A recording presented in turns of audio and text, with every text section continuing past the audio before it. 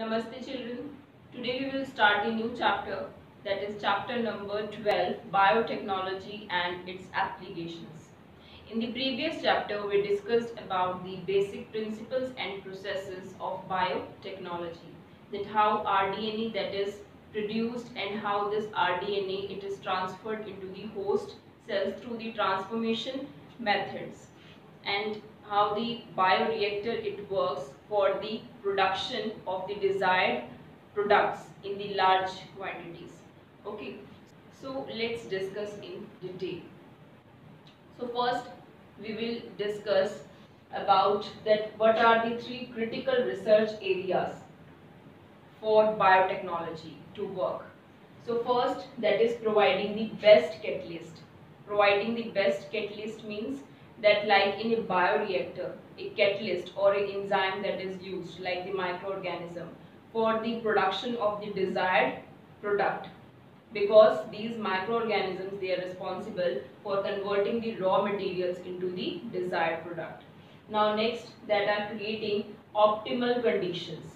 Creating optimal conditions means that optimum pH, optimum temperature and other optimum conditions that should be provided. Okay, so that the microorganisms or the other plant cells or animal cells which we are using as a catalyst, so they will be able to grow properly in that medium.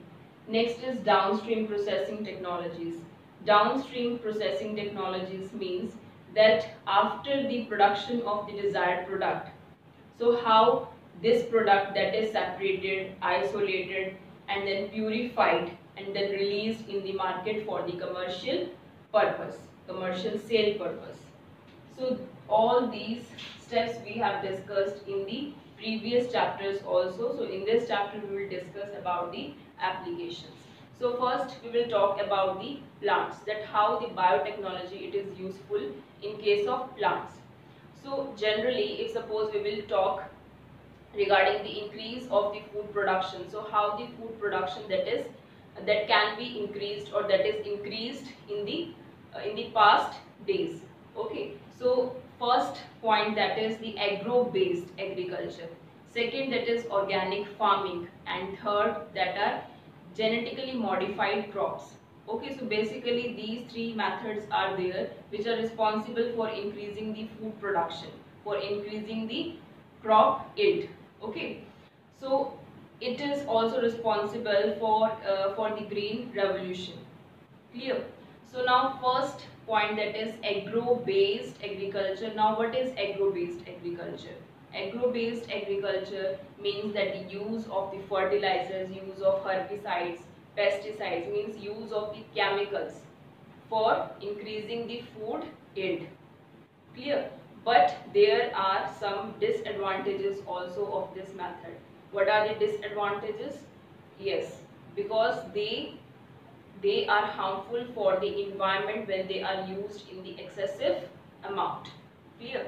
And second, that is the organic farming. Organic farming means that using the microorganisms as biofertilizers. Okay, in place of the chemicals, if we are using the microorganisms as a biofertilizers, so that is known as organic farming. And third, that is GM crops, means genetically modified crops. They are also very helpful in increasing the food production. Okay, so out of these, if we will compare, then genetically modified crops, that are the best methods. Okay, these are the best method to increase the crop yield. Now next we will discuss about the applications of genetically modified crops in agriculture. But first we will talk about genetically modified crops, that what are actually GM crops. GM crop means the transgenic plants in which the gene, means the foreign gene that is inserted. Okay, and that gene that is inserted to get the desired character. So that plant is known as genetically modified crops. So let's discuss about the applications of these kind of crops. So first, that is more tolerant to abiotic stresses. Means we can produce such kind of plants which show more tolerance against the abiotic stress. Abiotic stress means that if suppose the external condition the external environment having more heat, cold, drought, etc. Okay. And second, that is pest resistant crops. Pest resistant crops means that we can produce such kind of crops which show resistance against the pest, and then that pest will not be able to attack that particular plant. Next, that are insect resistant crops. So similar, the insects, they are not able to attack that particular resistant variety of crops. Next, that are the increased mineral level. Increased mineral level means that the mineral efficiency of the plant, it will be increased. Okay, so it prevents the early exhaustion of the fertility of the soil, which occurs usually. Now next is enhanced nutritional value of food. Means the vitamin content of the plant, it can also be improved through this method. Now children, next we will discuss about the BT cotton plant. BT cotton plant, it is an example of genetically modified crop, and how the cotton plant that is genetically modified by the insertion of the BT gene, that we will discuss today. Okay, so let's see here that this bacteria, it is known as Bacillus thuringiensis, that is BT. Clear? And this contain a BT gene in it. It contain a BT gene in it. So when this BT gene, it is isolated and then it is cloned in a vector. Clear?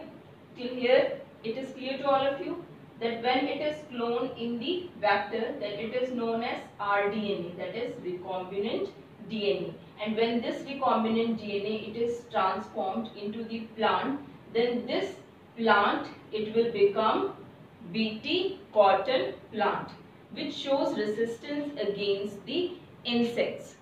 Okay, certain insects. Why? Because this gene, it is responsible for producing the insecticidal protein, which is toxic in nature and which kill the insects.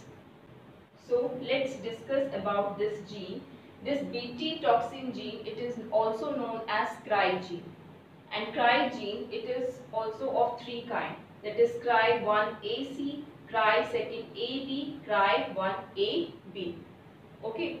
So these genes, like first AC and second AB, they show their response against the bollworms. Okay, they control the bollworms attack. And Cry1AB, they controls the corn borer. Clear? Even these Cry genes, they are responsible for killing so many insects also, like Lepidopterans, Coleopterans and Dipterans. Lepidopterans, that are like tobacco, birdworm, armyworm, Coleopterans, beetles, Dipterans, flies and mosquitoes. How does this happen? How the BT gene, it is responsible for killing certain insects and make the plant resistant against these insects. So let's discuss in detail about the mechanism of this BT gene, that how does it work. So now we will discuss the mechanism of BT toxin gene, that how it is responsible to kill the insects. Clear? So let's discuss in detail. BT toxin gene, it is inserted in the plants in the form of rDNA. But why this gene, it is not harmful in case of bacillus and in case of plants? Because when after transcription and then after translation, when this gene, it produces the toxic protein, then this protein, it is harmless. Why? Because it is present in the form of protoxin, means inactive. Okay, but when the insects, they engulf this protein, but when the insects, they engulf this protein, then what happens? This protein, it will become active in the alkaline pH of the gut region of the insects. This will become active in the alkaline pH of the gut region. Clear? So when it will become active, then what happens? It binds with the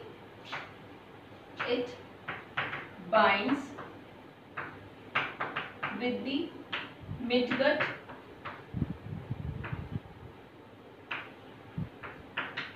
epithelial lining. Okay, and then it creates pores.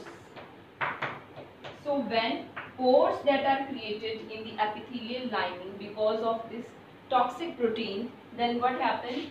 Swelling will be there. Cell swelling will be there, and then cell get cell lysis, and then ultimately it cause death of the insects. It cause death of the insects.